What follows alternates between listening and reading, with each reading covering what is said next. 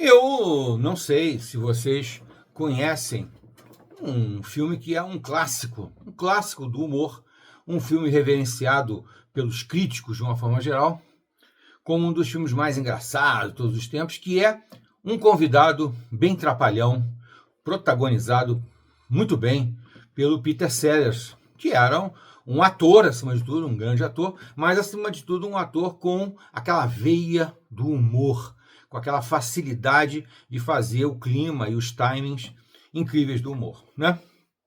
Realmente, o Peter Sellers fez vários filmes muito engraçados, e entre eles, talvez o mais famoso para os críticos, para os entendidos, é Um Convidado Bem Trapalhão. Que ele faz papel, se eu não me engano, de um indiano que vai a uma festa na Inglaterra, ele é convidado e provoca uma série de desastres completos, principalmente porque ele não tem conhecimento das normas de procedimento daquela cultura que é muito diferente da dele, né? Ele é se eu não me engano, ele é indiano. Eu não fui rever para fazer esse comentário, não. Porque o que eu quero falar é o seguinte: nós temos em 2025 um convidado bem trapalhão. Um convidado extremamente trapalhão chamado Luiz Inácio Lula da Silva. O cara é um desastre por onde ele passa, mas é incrível. Essa última viagem dele para participar do G7 dos 7 países mais ricos do mundo, né? Democracias mais ricas do mundo, ele vai para lá e comete tanta gafe, mas tanta estupidez, que ele se associa cada vez mais, se assemelha cada vez mais ao Joe Biden, americano, que foi o presidente mais vergonhoso, mais decadente, que mais depois contra a nação americana, o povo americano, os Estados Unidos de uma forma geral. Foi uma gigantesca vergonha o que fez o Joe Biden, né? Protagonizou várias cenas absurdas, ele tropeçava e caía mais do que qualquer outra coisa. Eu acho que pelo menos tem umas 3 quedas do Joe Biden documentadas. Ele era um desastre. Ele saía pelo lado errado, cumprimentava gente que não existia, falava sozinho, falava de assuntos que não tinham nada a ver com a história. Quer dizer, um típico caso de senilidade bem avançada foi o Joe Biden. O Lula já está no caminho, com muita precisão e com muita competência para fazer isso. Então foi para o G7 e só fez besteira, só falou besteira, não tinha sentido nenhum, nada do que ele falou. Por exemplo, o Brasil foi convidado para participar do G7 meramente por uma questão de que eles acham bonito convidar as pessoas governantes do terceiro mundo para participar, para mostrar que é uma coisa democrática, com participação de todos. Tal. Então convidaram diversos representantes, diversos governantes de outros países, além dos 7 mais ricos e mais poderosos das democracias do mundo. Isso é muito importante dizer.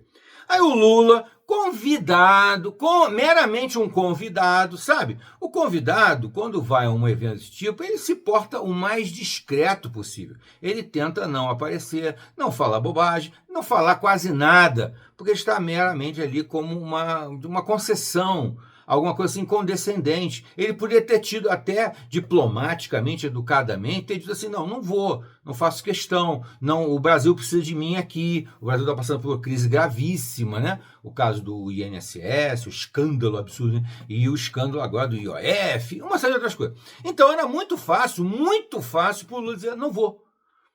Não é minha praia, não é o que me interessa. Mas não, ele fez questão de ir exatamente para fugir dos problemas gravíssimos internos do Brasil. Mais uma vez, é o presidente com o maior número de viagens internacionais de todos os tempos. Nenhum presidente viajou tanto quanto o Lula, meramente para fugir das suas responsabilidades. E assim que chegou no Canadá, sem a sua dileta Janja, que é campeã das gafes internacionais, disse, não leva a Janja porque ela comete muita gafe e tal. Aí não se preocupe, porque o Lula assume. O Lula comete todas as gafes que a Janja cometeria e mais algumas ainda, que só depõe, eu não digo que deponha contra o Brasil ou contra o povo brasileiro, porque esse negócio de dizer que Lula representa o povo brasileiro, pelo amor de Deus, né? Não tem como, o cara é um analfabeto, é um cara que não tem nem o ensino fundamental completo. Então, com certeza, ele não representa porra nenhuma do povo brasileiro. Graças aos deuses. Mas assim que ele chegou lá, o animal virou e falou, eu acho que o G7 não devia existir. Ele é inútil, o importante é o G20. que já é uma opinião idiota em si, já é uma opinião idiota. Porque o G20 o Brasil participa, do G7 o Brasil participa. Parece coisa de gente despeitada, né? De gente revoltadinha sem muita razão de ser, né? O rebelde sem causa. Mas o Lula falou essa asneira comparecendo. Qual seria a resposta se eu sou um presidente, acho que aquela reunião de cúpula ali não representa a necessidade do mundo, eu simplesmente me recuso a comparecer.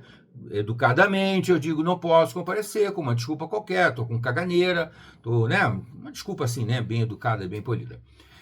Enfim, ele tinha 1000 razões para dizer que para declinar o convite, mas, no entanto, ele foi para chegar lá e, na primeira entrevista, dizer que o G7 era inútil.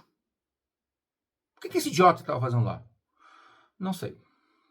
Depois, no meio de uns momentos de conferência ali com todos os participantes, os 7 mais os convidados, o Lula protagonizou uma cena absolutamente grotesca em que ele não sabia operar o sistema, e parece que isso já é uma coisa repetida, tá?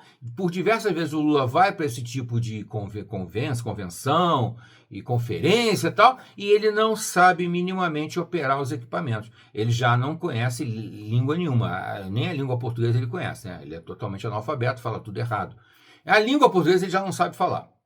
E, além do que, ele é um analfabeto funcional em língua portuguesa. E nas outras línguas ele é um ignorante total. Então ele já não sabe as outras línguas. Tudo bem, isso aí não chega a ser um grande problema. Mas ele teria que, pelo menos, aprender a lidar com o equipamento que é padrão nesse tipo de conferência, de debate, de convenção, etc. Que é o equipamento do tradutor instantâneo, que fica alguém lá traduzindo para ele as falas de quem está discursando naquela hora. O idiota fez questão de, além de não saber, de não se interessar em aprender mexer no equipamento, fez questão de interromper o primeiro-ministro do Canadá, que é praticamente quem governa o Canadá, para reclamar que não estava ouvindo, que a tradução estava ruim, não sei o quê.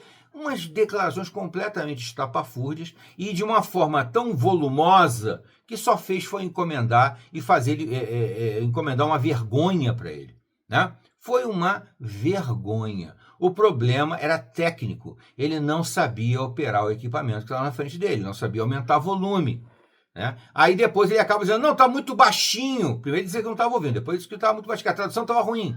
Depois disse que estava muito baixinho. Tudo porque ele não sabia operar o equipamento. Numa hora dessas, qualquer um com o mínimo de polidez, de educação, de finesse, vai fazer um sinal discreto para os técnicos e dizer assim, olha, né? Não, ele saiu falando alto, gritando em cima do palestrante que já tinha começado a sua fala. Isso é grosseria, é estupidez, é burrice, é ignorância. Meu Deus, não sei nem dizer o que é isso.